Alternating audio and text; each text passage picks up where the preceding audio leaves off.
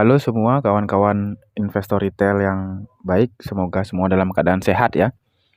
Setelah kemarin saya membuat video profil singkatnya APLN, Agung Podomoro Land, sekarang saya lanjut dengan membuat review singkatnya. Kemarin kan profil singkatnya, sekarang review singkat saham APLN ya, profil singkat emiten Agung Podomoro Land. Ini khusus untuk yang sudah membaca aplikasinya, jadi khusus untuk yang belum sempat membaca aplikasi, karena semua informasinya sama seperti yang ada di aplikasi. Dan yang sudah sempat membaca, silakan video ini di skip aja ya. Saya lihat dari PE-nya ya. Rata-rata price earning-nya selama 3 tahun saya ambil dari aplikasi Stockbit. Selama 3 tahun itu rata-ratanya di mana dia ya? Nah, ini dia rata-rata di 1,57 ya memang. Jadi memang PI-nya sekarang PI di rata-rata. Tapi di tahun 2021 dia pernah ke PE 138. Ya, bayangkan tuh berapa harga sahamnya. Kemudian saya lihat rata-rata PBV-nya selama 3 tahun terakhir, juga saya ambil datanya dari Stockbit. Itu di PBV rata-ratanya di 0,37 ya. Sekarang dia sudah memasuki PBV rata-rata ya. Price to book value rata-ratanya. Dan dia pernah terendah di hampir menyentuh 0,2. Dan tertinggi PBV-nya itu sampai di angka 0,6 ya. Selama 3 tahun terakhir. Saat video ini dibuat, harga sahamnya APLN itu mana ada ya? 161 ya, harga sahamnya 161, sedang saat video ini dibuat di tanggal 20 Juli ya. Nah, dia saat video ini dibuat dia masuk di main board dengan sektornya properties, real estate, dengan key bisnisnya adalah pengembangan, pengelolaan dan penyewaan properti terpadu yang meliputi apartemen, perumahan, perhotelan, perkantoran ya. Sesuai dengan profil yang saya buat. Nanti saya akan buatkan linknya di deskripsi ya. Ini saya nggak akan bahas lama. Saya lanjut aja. Dari sisi investor retail kita perlu melihat shareholder composition-nya. Oh iya, ini datanya saya ambil dari aplikasi RTI gratisan ya.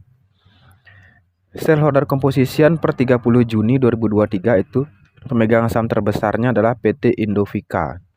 Itu pengendali.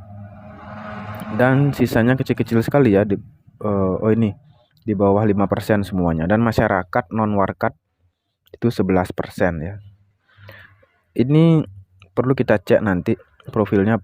Trihatma K. Haliman ini pengendali memiliki 4,999%. Karena dia pengendali di bawah 5% tetap muncul ya. Kemudian jumlah pemegang sahamnya terakhir per 30 Juni itu ada 23.025 investor. Komisaris utamanya Letjen TNI Purnawirawan ya, Sofyan Effendi. Dengan direktur utamanya adalah Bacilius Ruru ya, silakan Anda cek ininya latar belakangnya ya. Kemudian dia punya subsidiary company, anak perusahaan ada banyak ya, saya nggak bacakan ya. Ada 3. Berapa anak perusahaannya ini?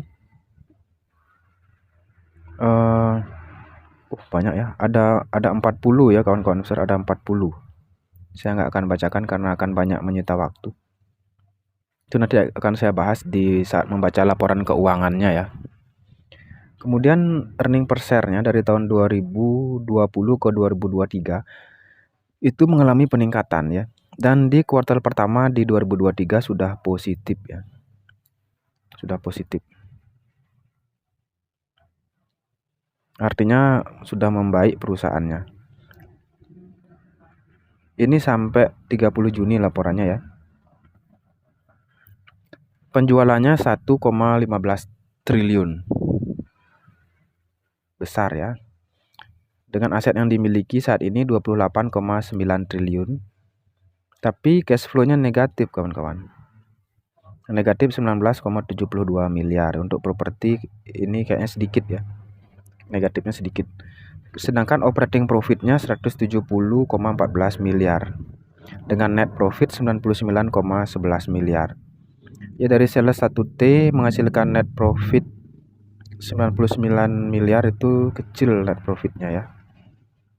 Kita lihat book value per share-nya sekarang di harga 428. Harga saat ini 161 sehingga price to book value-nya menjadi 0,37 kali aja. Dengan PER-nya, price earning ratio-nya 9,10 kali. PER-nya cukup tinggi ya. Karena itu ya cash flow-nya negatif dan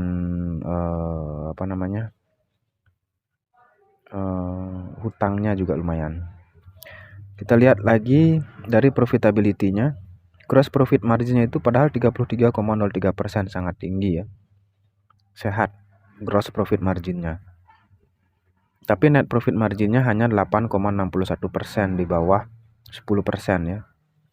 Dengan likuiditasnya debt to equity ratio-nya 159,61%. Hutangnya gede kali ya. Hutangnya gede nih. Debt to equity ratio. Kita lihat dari income statement-nya dari tahun 2018 ya. 5 tahun ke belakang itu saat 2023 ini malah turun ya. 2022 dia malah naik ya, pendapatannya naik di 2022. Dan di 2023 ini turun. Kenapa? Kita perlu cari tahu ini ya, kawan-kawan investor.